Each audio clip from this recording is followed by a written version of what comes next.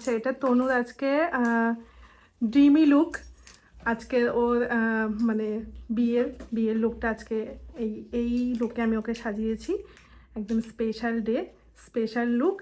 আর বলো তোমার কেমন লাগলো?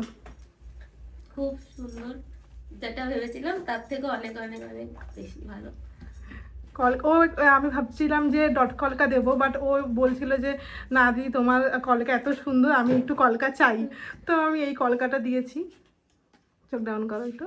এই কলকাটা দিয়েছি, যেহেতু কলকা চাইছিল আমার কাছে।